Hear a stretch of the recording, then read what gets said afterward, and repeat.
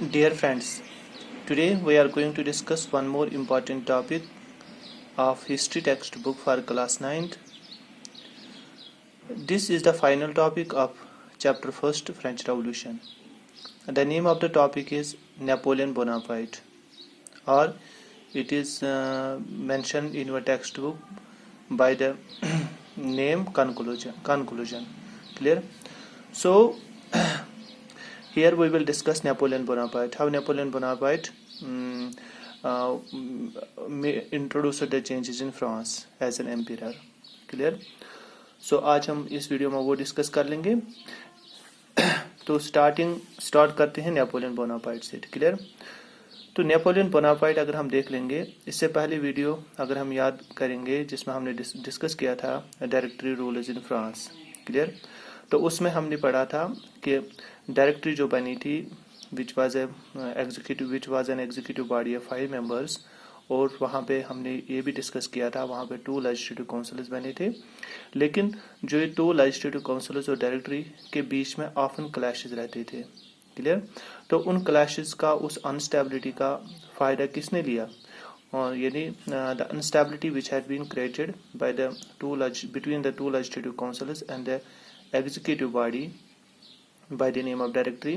So that political instability provided an opportunity to Napoleon Bonaparte, who emerged as a military dictator in France.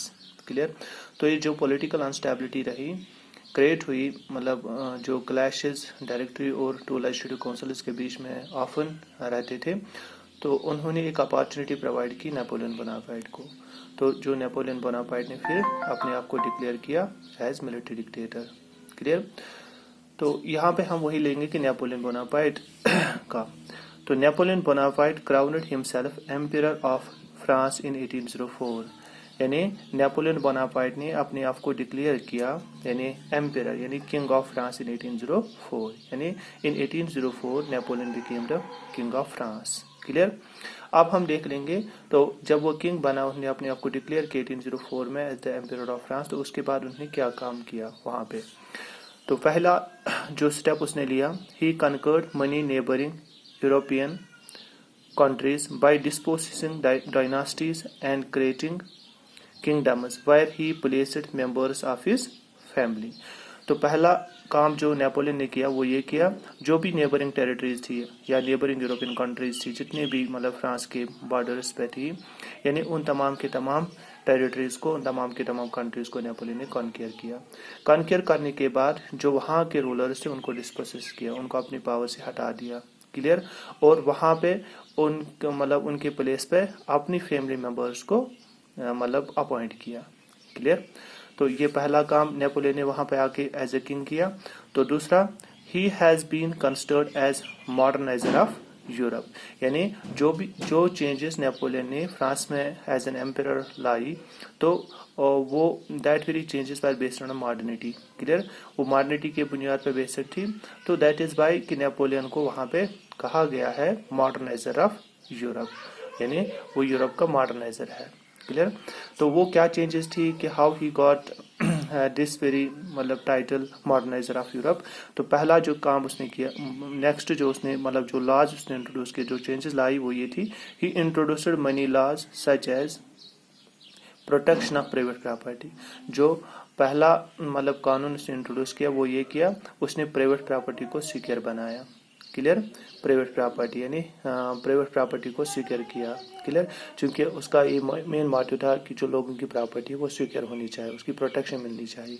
Clear? यानी उसका एक bent of mind ये भी था कि country में ट्रेड होना चाहिए, प्रॉपर्टी जनरेट होनी चाहिए. क्लियर?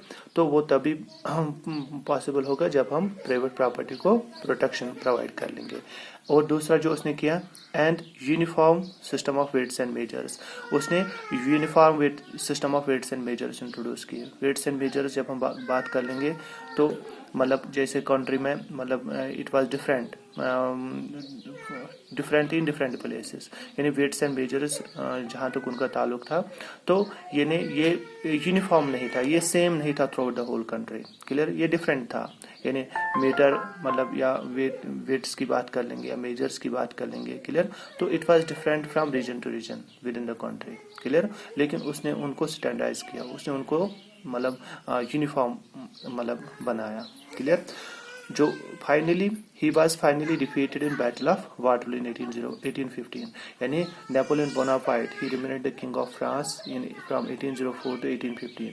फिर 1815 में नेपोलियन बोनापार्ट को डिफीट दिया जाता है, क्लियर, हराया जाता है, यानी बैटल ऑफ वाटरलू में। मतलब उसमें 4 पावर्स थे, एक था फ्रांस, एक था ऑस्ट्रिया, दूसरा था प्रूशिया, तीसरा था ब्रिटेन और चौथा था रशिया, क्लियर। इन 4 पावर्स ने मिला के मतलब एक अलायंस बनाई, फिर अलायंस बना के उन्होंने नेपोलियन बोनापार्ट को बैटल ऑफ वाटरलू में हरा दिया, क्लियर।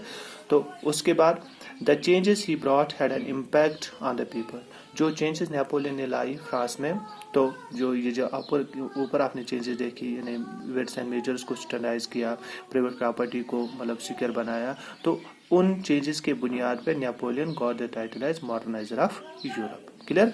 तो जो ये चेंजेस नेपोलियन ने लाई वहाँ पे, तो उन चेंजेस का मतलब एक ग्रेट इम्पैक्ट रहा लोगों के ऊपर। तो उसके बाद हम देख रहे हैं कि the ideas of liberty and democratic rights were the most important legacy of French revolution, यानी जो आइडियाज ऑफ लिबर्टी की बात कर लेंगे या डेमोक्रेटिक राइट्स की बात कर लेंगे, that are the main contribution of French revolution, यानी ये 2 आइडियाज हमें फ्रेंच रेवोल्यूशन ने वर्ल्ड को दिए हैं, क्लियर। और उसके बाद हम देखेंगे कि Tipu Sultan and Raja Ram Mohan Roy responded to the ideas of revolutionary France. अगर हम इंडियन प्रोडक्ट्स की बात कर लेंगे जिनमें मेन इंपॉर्टेंट फिगर्स थे in the form of Tipu Sultan या Raja Ram Mohan Roy, a great social reformer, clear, तो उन्होंने भी जो मतलब रेवोल्यूशनरी फ्रांस से जो भी आइडियाज़ मिले हैं, यानी ideas of liberty, ideas of democratic rights, फिर उन आइडियाज़ को उन्होंने रेस्पॉन्ड दे दिया, क्लियर। तो this is all about Napoleon Bonaparte, clear. तो उसमें हमने देखा कि how he crowned himself as an emperor of France and as an emperor what were the changes he introduced in France. तो बाकी डिटेल्ड चेंजेस आप next year मतलब 10th class में आप मतलब अच्छे से पढ़ोगे, क्योंकि वहाँ पे एक chapter here rise of nationalism in Europe, clear. तो उसमें हमें नेपोलियन बोनापार्ट का ही कंट्रीब्यूशन पढ़ना है, clear. I hope that you have got the topic well, thank you.